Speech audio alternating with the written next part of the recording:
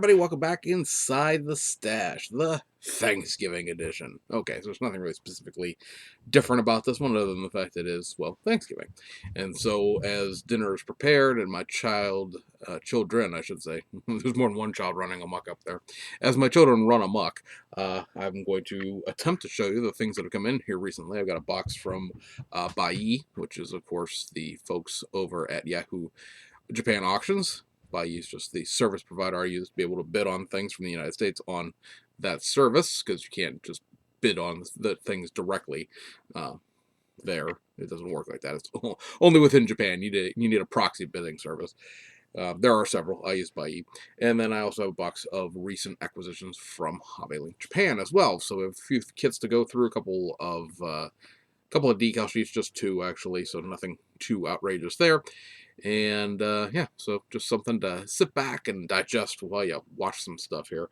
I want to thank pretty much everybody for the positive feedback on our video on the ongoing crisis of YouTube as it relates to the federal government and people's, scare tactics, scaremongering, clickbaity videos, and general misunderstandings of how all that was going to work. Probably did lose, I think, about 6 subs. Perhaps it's because they don't want that kind of content on this channel. Perhaps it's because they can't handle the truth or whatever. But we did get 7 subs back, so right now we're +1 sub from where we started last week. So hey, that all worked out well. And that'll be pretty much it on that, I guess, unless something else happens that is like newsworthy, groundbreaking, whatever, in order to recover it or retouch upon it. But as it stands right now, I've said my piece. Most of you, like I said, were good with it, and that's always nice. You don't need to agree with me. That's not part of the requirements of watching this channel, but it is nice when people do. So anyway, like I said, we're gonna flip the camera around here. We're gonna take a look at some things real quick, and then y'all can be on your merry ways. Yes, of course. Now, by the time you probably watch this gets off online and you watch this, we'll all be focusing on Christmas. And so yes, 2019 has just about passed us by here. I was not sure when that happened, but it has. So anyway, so we'll flip the camera and we'll be okay. So we'll cover a couple pieces of paint that came in here. No, I know it's not like thrillingly interesting like the color match stuff is, but I have been trying to get a little more stuff in terms of being able to do some more airbrushing. I am going to, in one of my next builds, I'm not sure what that build will be exactly, I'm going to take the approach that I see a lot of people doing where they desprue the entire kit and then paint things in bulk and then assemble them to see if maybe that is a more efficient manner of doing it. I am not so much a sprue painter, although with some like smaller parts and things like that, I'll leave them on the sprue to paint them just so I don't lose them. But I've also always been sort of a step-by-step builder, and what I mean by that is that I, will go ahead and build out and paint out and everything, or paint and clean up, and I will clean up and paint and then assemble things piece by piece. The only things I really go into in terms of assembling in advance will be bodies and things like that. Places where you can stick bumpers and grills, but bumpers, spoilers, and things like that onto a model before you actually paint the body, to make the painting of the body much more easy. But I don't really go ahead and say, oh, I'm going to build the entire suspension and drivetrain, so I'm going to cut all of the suspension and drivetrain off at one time and then paint it all at one time and then assemble it. I tend to be like, okay, well, step one is painting the chassis plate and then putting on some usually struts or uprights or things like that. Usually on the front end or the back end first. You usually don't get a whole, build the whole chassis. You get like a front half or a back half. And I'll build it step by step like that. And so sometimes I realize as I look at things that drags my building down, in the sense of I will have everything done to build a step and then I don't have the stuff for the next step. And since it's not ready, it becomes very easy for me to just not bother to do the next step, if you will. And then, the build stalls out and it falls into the pile of never to be finished things. So I've gotten some things here. These colors are specific to this Porsche that's peeking out of the background back here, this 935 Kremer 2. I've got some decals in for that we're going to show you in a second. And I sort of look through the instructions and trying to figure out different colors that the instructions called out versus colors I actually own myself, and lacquer things versus enamel or acrylic things and things like that. So we'll see if it ever goes anywhere. So anyways, the colors here, this is one of the new Tamiya XF colors. This is dark iron. Um, it looks like it's kind of a mix of uh, the metallic gray, which is their version of steel, and gunmetal. But when you look at the actual stuff in the bottle, it's kind of a muddy version of NATO brown, if you ask me. I don't know if it's metallic or not. It's very hard to tell just sort of like looking at it in the bottle, so I'm very interested to see what this actually ends up looking like. Basically, in the instructions, it called out mixing this right here is Mr. Hobby, Mr. Color Copper. I'm not sure how well that's going to show up on screen, but this is the copper color. And for the exhaust and the hot side of the turbo and things like that, it wants you to mix these two colors together in a 1-to-1 and paint them that color. Now, I probably will not actually mix this hybrid acrylic with this lacquer, although you can thin Tamiya paints very well with Mr. Leveling Thinner, which is a lacquer thinner, so probably you could mix these two together and it wouldn't actually do anything. This is not Tamiya acrylics are not water-based acrylics. That's where you get into problems mixing paint systems together. If you mix a water-based with acrylic with a actual lacquer paint, you're going to get a big pile of gumbo rather than actual paint. But I'm pretty sure I have actual copper in Tamiya acrylic line. I couldn't find it, but then I still, at this point, have not unpacked the toolbox that I used when I was on the road last spring, so that shows how bad I am about things. I got the colors out that I needed to work on some projects that I was working on, and I never cleaned it all the way out. But anyway, so basically these two I got because like I said, you're supposed to mix these two colors together to get a third color. And then this is Mr. Hobby, Mr. Color, dark yellow, sandy yellow. It's a little bit of a different color than the desert yellow color that the Tamiya called for. I have desert yellow in the acrylic line, and this is, like I said, it's a little tanner, a little less yellow, a little more, I don't know, brownish green, whatever you want to consider that to be, than the other things. So I like this. I got this just because I said I like the tonal shade of it a little bit better than the alternative. Let's see here, and then we got this right here, which is a light gold gray. Kind of looks like primer color to me, but I probably could just use Tamiya gray primer and not actually use this. But you can always, you can never have too many grays when it comes to like painting interiors of stuff, especially when you do like modern German cars and things like that, because like every German car has like this shade of gray in it. And then this right here is flat black. Now, of course, I have a variety of flat blacks as far as the Tamiya line goes, but Tamiya does not offer a flat black in their LP, in the their new lacquer paint line. And the chassis on the Porsche is supposed to be flat black with then like gloss black and semi-gloss black details. And I have LP5, which is the semi-gloss black, and I have coming another like I think 6 pots of paint this size, these little 10 milliliter bottles that are all Tamiya LP paints. And I have the gloss black coming as well because I just figured I need I would like to have as many colors available in this sort of airbrush line. I just realized this is a little bit off the camera. There we go.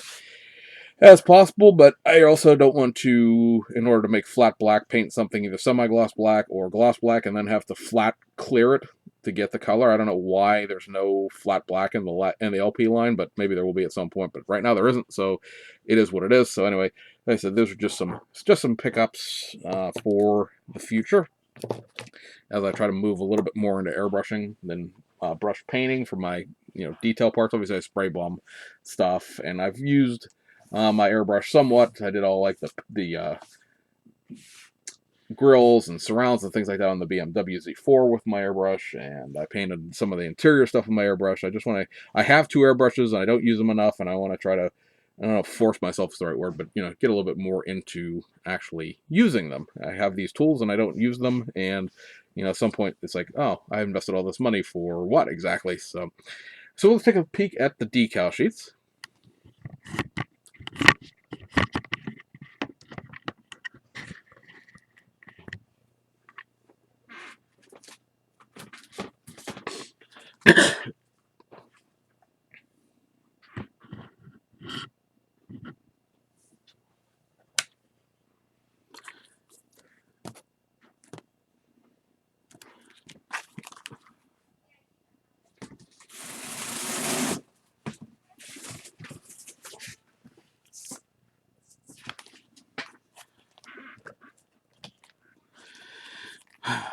3, 2, 1, and go. All right, so first up is one of the things we got from Hobbylink Japan.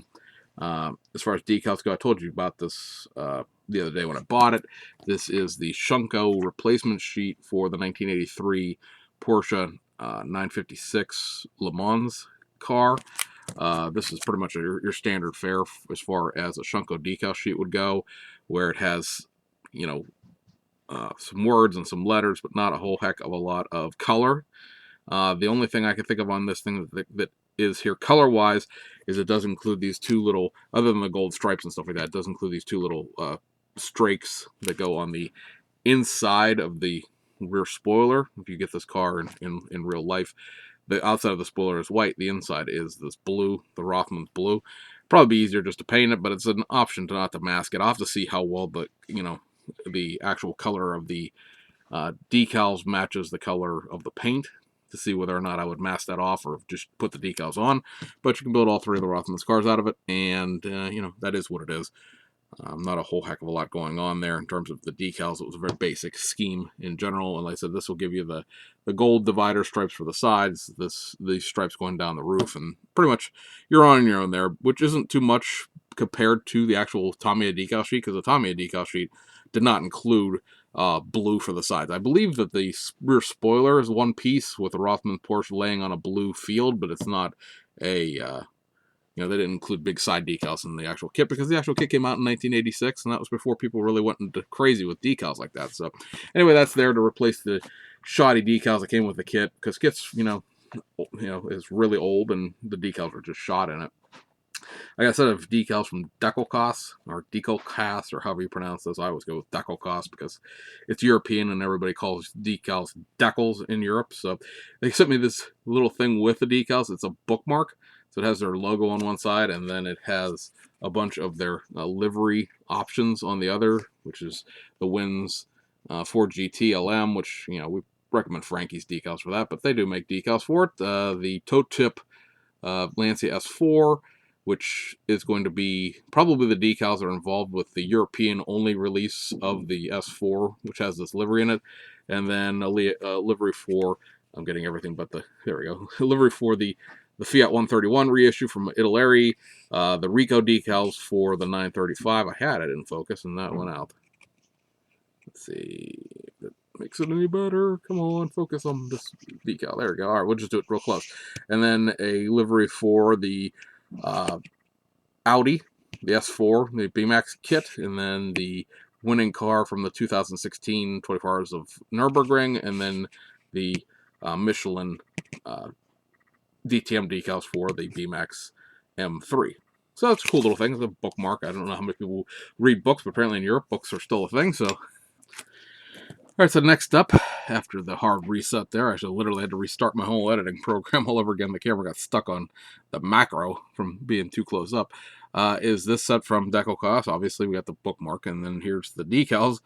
This is the Team Vilme car for the Marlboro Cup and Circuit Zolder of 1978.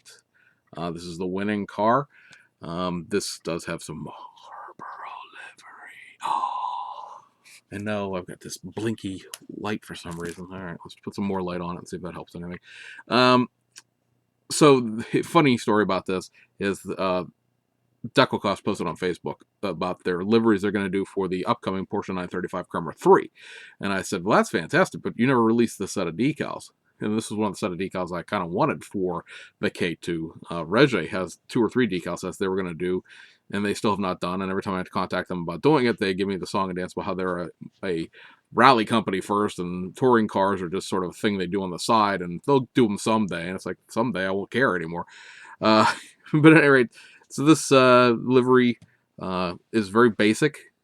It's not a whole heck of a lot going on here, even though it looks complicated on the thing. It's a black and white car with this sort of red stripe job that goes through here. They give you a set of paint masks, which I'll show you here in a second, to mask off the divider line on the black. So that's a nice touch. And here's the decals themselves on the back here. So here you see those pre-cut paint masks for your to mask your sides, and then again, there's not a whole heck of a lot going on with these decals. It's a very basic scheme. The red pieces are broken into 2 or 3 parts depending, and that makes obviously applying them much easier so long as you can get this line straight because this divider is pretty much the door as far as like where the stripe goes. You get this front part up to the door crease, and then you get the rest of it, and then there's the tag that goes up. So and so obviously this part down here is black, everything else is white. Gives you some Marlboro livery logos here. Ironically, they're not actually split up into burl marl and be upside down and stuff like that. So go Decalcasts. They give you a little bit of extra. They call it a sample, but they give you a little extra striping down here in case you break something and you need some extra. But this will be a real fun livery, I think. Real basic, just a two-tone, and then everything else is pretty self-explanatory there. I like this. I just sort of like the basicness of the livery. Some callback to some old sponsorships there when cigarettes were allowed and things like that.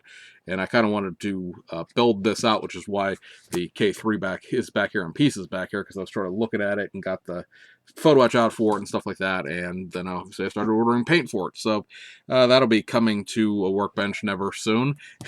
But the decals are out, so that's fun. And then, so let's go into the Bailly box first. That'll be easiest since it's sort of sitting on top of everything here. First up, we got the other Paris de Dakar rally-winning Peugeot 405. This is the Camel sponsored one. Now, the Camel livery isn't on the outside of the box, but you see where it says Racing Service right here? There should be a Camel across the top of that, and then everywhere else there says Racing Service back here. There should be a Camel logo on the back spoiler. And this kit has seen some better days. You can see it's kind of dingy, dirty, and bent up a little bit. I think I didn't really pay a whole heck of a lot for it. The decals in here, if I can figure out what I did with them, up there they are equally as dirty and dingy and sort of beat up. Now, Shunko did do a replacement set for this, but I can't find any right now, so more than likely, I will just go ahead and redraw these myself when the time comes to do them. Unless, of course, in between now and never, when I get around to actually redrawing these, these are reissued by Shunko. They seem to reissue their stuff about every 3 or 4 years, so maybe it'll be time for it to come back. So I think 2017 or 2018 was the last time these got released. There's obviously a damage up here where this decal got stuck, but it's just eating part of the Michelin Men, and there's obviously running ones over here, so I can replicate those very easily, and I don't think there's anything else. These racing services like this are for sponsoring the car without the Camel livery, because you notice there's one here without the Camel, and then there's another Peugeot Camel livery up here. And then it sounds like my son has just been punished for something terrible. I'm sure he deserved it. No offense to anybody who's like, oh my god, you're being mean about your kids. But let's face it, he's a boy. So anyway, that's there. And then everything, like I said, everything is sort of dirty about this kit. But everything is sealed in plastic. Everything is brand new inside. Nothing is damaged. So it's all set there. I'm not sure. I'm going to look at the decals, the placement, placement sheet. Sorry, I thought I was going to sneeze there for a second. And I don't know if there's a placement. There must be a placement sheet in here somewhere. It must be this sheet. See, here you go. Your kind of dingy, dirty placement sheet. All these sort of shadow liveries are where the Camel stuff goes. Here, on the sides. So it does tell you where the Camels do go. So that's kind of nice. But anyway, that was the other one. Obviously, I got the Pioneer one from 1989 last box in, and finding these things for relatively cheap is nice. And so I'm happy with it. Although now I've got this little bit of glare in the camera. Let's see if I can. I really can't fix that. So we're going to turn that light back on. All right, so next up we have our Peugeots. We have the Peugeot 205. This kit's too big for my table. Turbo 16 works car. This is, of course, a Monte Carlo Rally livery. These decals also are pretty shoddy considering how old this kit is. It's what, 1985? Is that old? Yeah, 1985. Who knew? I didn't realize this kit was that old. But it's all there. And again, this is another one where it's it's all sealed. It does come with this little itty bitty tiny sheet of photo etch for the vents and stuff like that. So that's kind of cool. And then The decals are still in their protective packaging, but you can see down here the 2s and the 5s are already looking yellow through the plastic, so they probably need to be redrawn. That's another sheet where Shunko has done a replacement for it, but it's not currently available. I think Renaissance also does a set for this car, but they're out of stock everywhere right now. I think they're being reprinted. It's kind of a cool livery, just real basic. And so, again, push comes to shove, we can redraw them ourselves.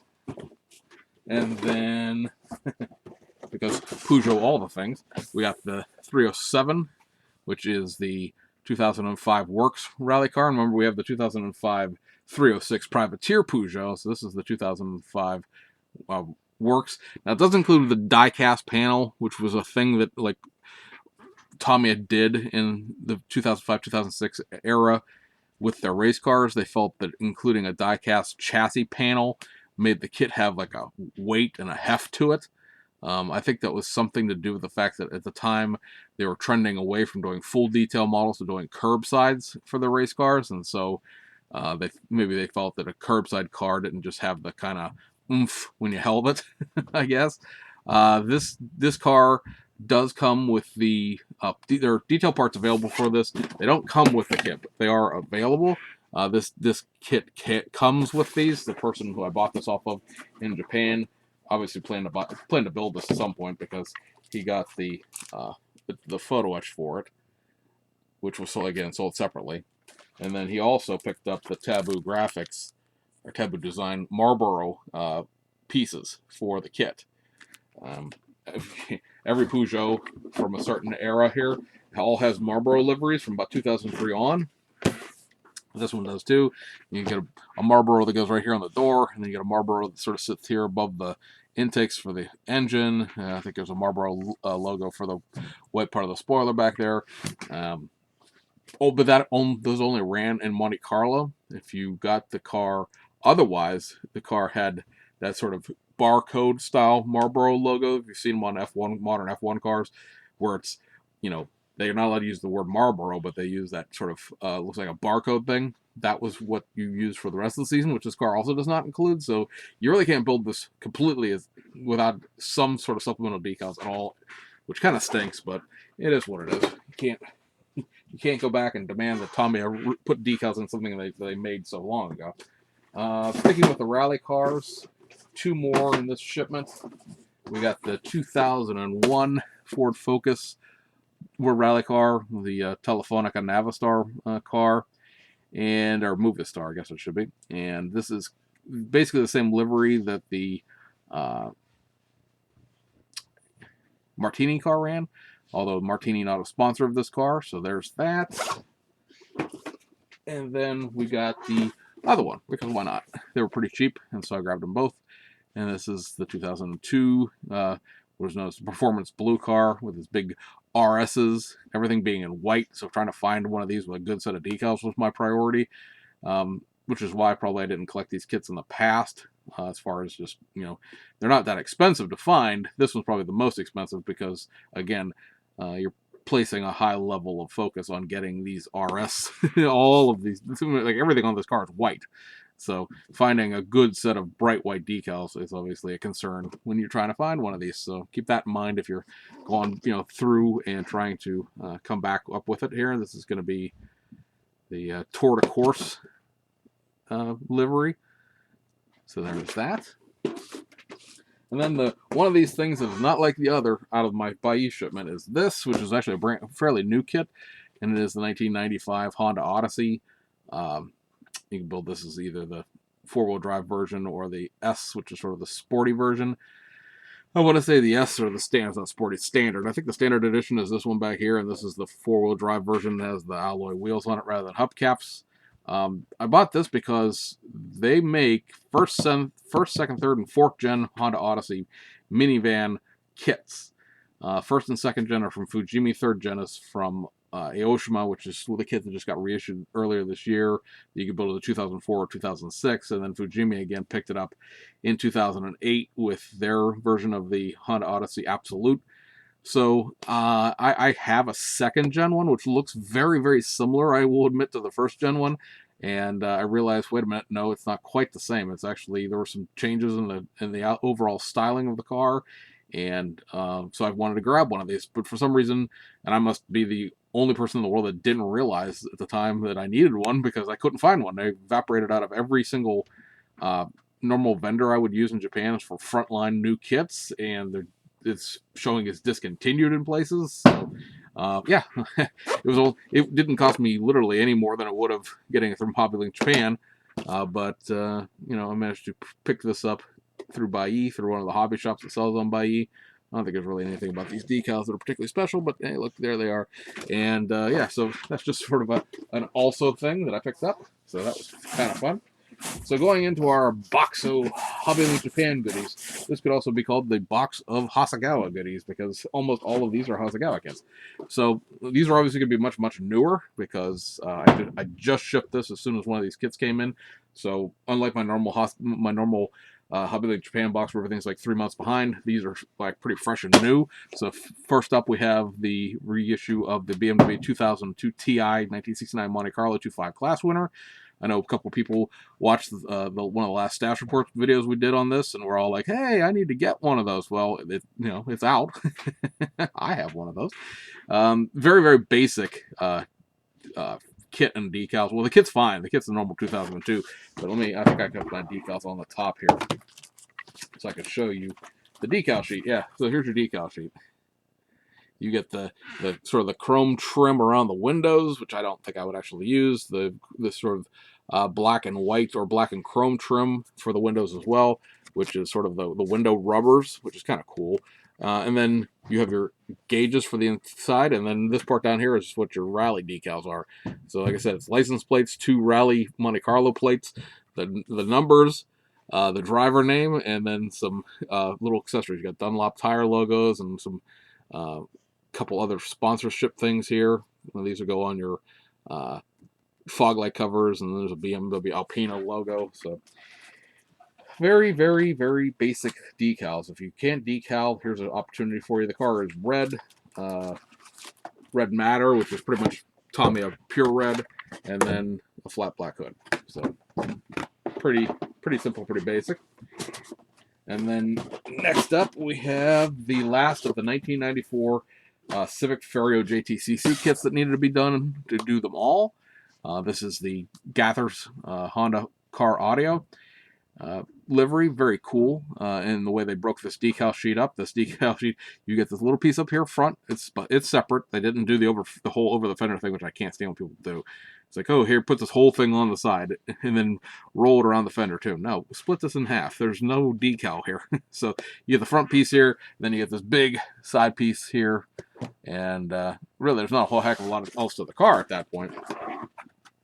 Again, I believe my decals for this are on top, which they are. And so here you go, get an idea what the decals look like. You got I said the 2-piece sides, the front of the fender, and then the side of the car. And then you have the hood decal, the trunk decal, and then the decal that goes on the back deck. This would be the license plate surround. So, and then after that, there's not really a whole heck of a lot of decal there. It's just the windshield banner, some things, the driver name, your dashboard thing here, and like I said, not a whole heck of a lot else going on here. So, very cool. And I said mostly just because it is the last of the 1994 Honda Civics that had to be done. It'll be very interesting to see. We're finding out now that they're going to start. Well, I don't know if they're going to start, but they at least made the attempt of starting to do the new BMWs. Some new 1994 liveries on the BMW. So maybe they finally listened to me beg and whine and moan for 3 years, and they're going to go ahead and release all of the BMW liveries too, which would be great, because then you'd be able to build like 19 of the 26 cars that ran in 94. You could really make a very interesting diorama out of that. Next up, you have the Mr. K version of the 240Z, which has, of course, the elongated nose and the illegal, so to speak, headlight covers. In the United States, you wouldn't be allowed to have these. That's why this is a very interesting kit just in general, because it has the longer luxury nose that was on the ZG Fair Ladies in Japan. a set of wire wheels, which was something I don't think I've seen on too many first-gen 240s in the first place. And this was the guy who was the president of Nissan, or at the time Datsun, but president of Nissan North America from the late 1960s through 1975. This was his personal car. So if you want to build this correctly, you have to paint it this banana yellow. It's already molded in this banana yellow for your convenience, but these wheels are new. These are the only new parts in this kit. Otherwise, everything is a carryover from either the original 240Z that they did years and years ago, the Datsun 240Z left-hand drive conversion kit that they released earlier this year that has the like real dark blue car on the box art, but this is a completely different front end on this car than the other one. So getting this together is not too big of a deal with the way this is engineered. Basically, the body is the same, and then just these front end pieces are different. Now, from what I've understand, from what I've been told, this was a dealer option that you could buy if you bought the car in the United States, because the dealer sold it to you with steel beam headlights. You put these headlight covers on yourself, and that's not their problem. So, at any rate, there's pretty much, I said, you've seen this, you've seen it once, you've seen it all as far as the contents on this. But I'll pull this out of here real quick. Here's your new wire wheels. They're cut through, which is great, because then you don't have to black wash them, because you can just see through them already. And then some of these little things down here will be the left-hand drive chrome components. They were already on the last kit, but basically the only thing that's new about this kit are these four wheels, and then these little pieces here, which I'm not totally sure what those are. I think they're actually the center caps for the spinner. So there's that, and then your decal sheet on this is incredibly small. It's just his California license plates, where you can either give you the choice of doing it blue or a clear, and you paint the blue, and then your window defroster, and then some Datsun logos and some gauges, and that's pretty much it. Not a whole heck of a lot going on here. So quick and easy on the decaling front there. And then next up, we have the next version of the Toyota Starlet, the middle version, 1986 SI Limited. What is incredibly cool about this, guys, and I'm not going to take it all out to show you every single piece, but if you look at this, and it's a black over silver two-tone, or if you read the instructions, it's a black and silver two-tone, because literal translation is not a good thing. But what would make you think, oh man, two-toning, this is going to be a pain in the butt, really is not, because of some very, very nifty kit engineering that Hasegawa did here. Obviously, your bumper, well, not necessarily obviously, but your bumper is a separate piece, as is your grille and headlight surround. So you don't have to worry about masking this off and painting it. These are separate parts. Your back bumper is a separate part. This side spat, with sort of like the back end of the mud flap, and along with this mud flap here, this side spat, separate part. This front lip spoiler, separate part. This side trim, separate part. Now, how much this is going to show up on camera or not, I can't tell from looking at my preview screen, but you notice there is a red stripe through the trim. Decal. Now, whether or not the decal fit, or the decal looks like ass or not, I guess it's sort of up to the eye of the beholder. But all the pieces that you would need to be separate pieces in order to paint this black over silver without having to mask off the side trim and this strake and this lip and all the things that would make it a pain in the ass to two-tone are not a pain in the ass, because they are in fact separate pieces. So bully kudos out to Hasegawa for their awesome kit engineering of the last probably 3 or 4 years. Ever since the Sunny came out, the 2002, the Starlets, the Isuzu Geminis, I'm trying to think what else, the Suzuki Jimneys, all of them have been very, very, very well engineered in terms of separate pieces and trying to make the painting of them and the assembly of them easy. Like this little side marker lights is a separate piece. Now that may make you shiver a little bit trying to think of you putting this onto your freshly gloss black painted paint job, but I mean, at least you don't have to mask it off and try to paint it later. One last thing is these wheels. You look at them, you're like, oh, that's gonna be a pain in the butt to paint these wheels, because you do have to paint this like steel area in the middle of the wheels. But like, it looks like these need to be painted black, right? All these lines. Oh, that would be just a tremendous aggravation. But these wheels, and I personally would leave these wheels. Sorry for the rattling, guys. Leave these wheels alone as far as the color that they're painted, as far as the chrome plating, because they're not chrome, they're sort of a satin aluminum color. But look, I don't know how well it's going to show. First of all, it has to focus. But look, it's see-through. Those slats are molded open. So you don't have to paint that. It's just going to go through to the back of your wheel backs. And, in this case, I think your disc brakes. So they're going to go through to your brakes.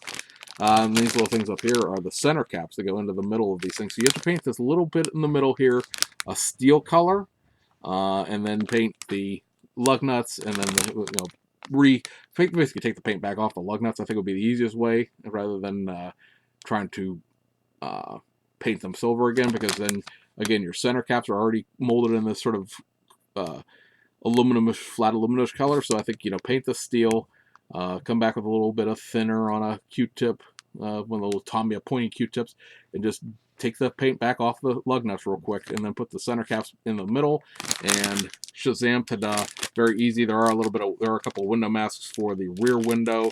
Here you see all the separate pieces for the side trim, and it's a very, very cool car. Like I said, you have drum brakes in the back, and you have disc brakes up front, so you'll be able to see those through. And it's just, these are very, very cool for what they are. I mean, mind you, it's a little Econo box Toyota, but it's very cool for that. And then here are your decal sheets. Decal sheets. There's only one. Decal sheet, if we can get this to focus, that would be fantastic. I could see very clearly this Ford Focus box. Like, it could be the most in focus thing ever, but no. I want to see this. Maybe if I turn it sideways and block the background out entirely. But I don't want to get stuck in macro again. But anyway, you get the general gist here. I'm not going to fight with it too much. The seat inserts, these are the front and these are the back, are decals. The side, the crazy stripes for the door cards are separate. Here's your red pieces for the side trim. And then you have your 12 valve EFI and a couple different colors in case you really don't want to do the black and silver two-tone. And same thing with like the trunk area here. Gives you the option to paint a couple of different ways. But I think, these SI Limiteds, when they came out originally, were only available in black and silver on the first original run of them. I'm gonna put that back. And so in my mind, painting it any other color is kind of silly. But this is molded in black, the whole kit, except for the interior pieces are molded in sort of a light gray. But you get the gist of that as far as where that goes. I just realized, if you pardon the interruption here, I didn't put the clear parts back in the Mr. K240. Don't want to start losing my windshields. And then one other Hasegawa kit out of this. I haven't bought any of the other ones of these, but I bought this one because it is a US-based race, and it is the reissue of the Nissan R91 CP in the 1992 Daytona 24 Hours winner. So this is your winning car for the GTP class in 1992. This is a filthy, filthy car on the cover. If you wanted to weather one of these up, this is a fantastic reference photo for what the car should look like after 24 hours of racing. For the rest of us who build presentation cars or new cars, you see the car there much cleaner. You do have to paint this red over white over blue two-tone. Now, obviously, my recommendation on two-tones has and always will be you paint the car white, and then you mask it off and you paint it red and you paint it blue. You always paint the lightest color first and then paint the dark colors over. Otherwise, you're trying to paint white over this dark red or white over this dark blue, and it's going to look like complete total ass. In the process, you'll be painting white for days trying to get the cover. So paint the white first and then go from there. There are basically 2 or 3 new pieces in this kit. I'm not going to drag them out. I just want to show you the decals. As far as basically the rear taillight area and the rear turbo area. So these are Cartograph decals. Not a lot going on with this car, just in general. Mostly a bunch of white on a red, white, and blue car. But these are, like I said, Cartograph decals, so that's nice. I'm not sure that any of the photo etch that's available will fit this car. I can't remember if the photo etch that Studio 27 made is for the R91 or the R92, because they are slightly different cars and slightly different contours to the cars, so some of the photo etch might not fit a 91 from a 92, but again, very cool. You got your IMSA logos, your GTP logos and everything. All the white is nice and bright and crisp. This will probably be higher up on the build queue, if you will. You got a separate reference for your decals. It's separate from the instructions. It also has your sprue map and your paint callouts. And then I want to show you how this thing shows you how to mask the car off here. you have like sort of the center section here, which just shows you paint this part white, you paint this part blue, you paint this part red. It's very simple the way this car is sort of assembled in terms of trying to paint it, because the front's back and the back is separate. So just as long as the lines match up, you're okay. But it's not like a big complex thing, because here's the back here. So this part right here, obviously in white is white, and this part right here is the red part, and this is the blue part. Painting these inside of the spoilers is going to be kind of a pain in the butt to me. But otherwise, I don't think it's too terribly bad. And then you have your nose, which is just a blue and a white. There's no red on the nose, so you get a quick glance at what that looks like. And it shouldn't be too terribly bad. Just take your time. Keep your reference photos handy. Keep your decal layout handy so you can make sure that you're painting the things the right way. Because the worst thing you could do with this, again, would be to paint too much of it some different color and then try to paint it white, paint the white back, so to speak. But that's a very cool kit. I'm really glad they did it in that fashion, just because I think it's a cool livery and stuff like that. And I got 2 of these. I'm trying to find the one that already has everything dug out of the bottom. It must be this one. So we have the brand new tool, Mitsubishi Starion Group A car. So this is the, finally, after ordering this back in like March, finally Aoshima and BMAX got their shit together, pardon my French, to get this kit out finally. And it does come with a 2-in-1 decal. You get the 1987 JTC version, which is the STP livery, and then you also get this Rally Art version for the 1988 Ghia Race of Macau. Now, what's very interesting about this is that this livery also ran in 1988 JTC, this Rally Art thing. Same numbers. The only difference is that the drivers in JTC were Japanese, and then these cars were recycled at the end of the JTC season over to Macau that year, and they had European drivers drive it in Macau. So I'm thinking with some more gooder reference photos, I can or somebody can redo these decals, the Rally Art decals for the JTCC, and expand this out a little bit very easily, where you're not going through a whole shebang, as it were, to try to get this livery converted. So anyway, here's the decals.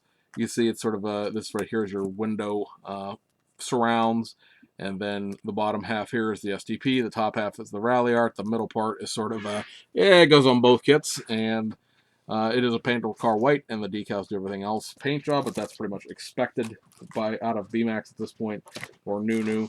And then you get 2 of these awesome color decal call-out sheets. Here's the one for the 87 JTC car. There's 2 different options as far as the 5. You can either put this white 5 in a box, or you can just there's a white 5 that is basically a sort of a negative of this. Basically, the number has no color in it at all, and the box itself is white around it. Let me see if I can find it here. Let's see. Oh, okay. So you, like I said, here's the negative, right? And then there's a bunch of 5s. So you can either put the 5 down and then put a black 5 into it, or you can put the white box around it and then just show the blue through. So you have your choice there. Depending on what race it was, is which way that was run. There are a couple of call-outs here for on this decal here only goes in round 5. This decal here is only in round 5. So a couple different options. Now, round 1 and round 2 are the 2 races that this car actually won in JTC. So if you care, keep that in mind. And then here is the Ghia Race of Macau call-out sheet. And this is available either as the number 2 or the number 5, as there were team cars, because, again, they were recycled out of the JTCC season in 1988 JTCC. There were 2 of these. Now, they didn't do particularly well in JTCC, and they didn't really do too well in Macau, but there are 2 cars, and that's pretty much that, as it were. So, very appreciated. Frankie is going to have at least 2 decal liveries for this kit as it stands, straight out of the gate. Some more Macau livery, obviously, or maybe obviously not necessary, but obviously, if you know Frankie and his decal basis. And then also with these kits came a detail upset. So this is the detail upset for the Starion. You see here you've got your air jack access point as well as an antenna base and a metal antenna. You've got some seatbelt material. You have, as I get that on the roof there, you have your sheet of photo etch, which is a pretty comprehensive sheet of photo etch. This part up here is obviously your seatbelt stuff, and then goes into your wipers. And then you have sort of front and back to your radiator, your tie downs for your water, your what they call it water bottles for your fire extinguisher. Should desire brake faces. This stuff here is for that oil cooler that hangs off the back of the car. Let me see if I can tap this way and this way at the same time. Well, that would be good. And then you have some more grill surrounds for the front of the car, the little electronics box. These are the hangers for the oil cooler. You have your fuel filler surrounds, and then a whole bunch of Dutch fasteners and things like that. Some of these are actually called out on the instructions for a change. A lot of times you see these in a kit and they don't have any reference to what they're supposed to go to. And if I can get this to cooperate, I need this to go down, and then I need to hold on to this while I tip this up. You see, one thing that was not mentioned anywhere in these decals or in this photo set when it was announced was the fact that there's a set of decals down here, which are also upside down apparently. So you get a whole bunch of photo etch, or a whole bunch of replacement gauges and carbon fiber. Carbon fiber is the word I'm looking for, not photo etch. So all these gauge surrounds and the actual gauges themselves, I don't know if they're labeled with an actual manufacturer's name, but because there are gauges in the kit, you don't need to buy this, right? You can go without this, but there's a carbon fiber for that box. There's carbon fiber, this carbon fiber, and there's another matching one are the sort of the back of the C pillar into the B pillar area, and then there's a big piece here that you can't see because it's underneath everything that is basically the trunk area of the car. And that's very, very cool because there was absolutely no mention of there being any carbon fiber with this when it was originally listed for sale. And that almost kind of makes this a requirement. These things are running 2,000 yen, which is basically about 18 bucks. So 18 bucks for a big sheet of photo etch, your seatbelt, your antennas. These metal antennas always look much better than anything else. And you get a whole bunch of decals included. Twice the deal at half the price, basically. So anyway, guys, that will wrap up this video. We hope you enjoyed it. Hope you saw some stuff in there that you need to go run out and buy. And we'll see you guys on the other side.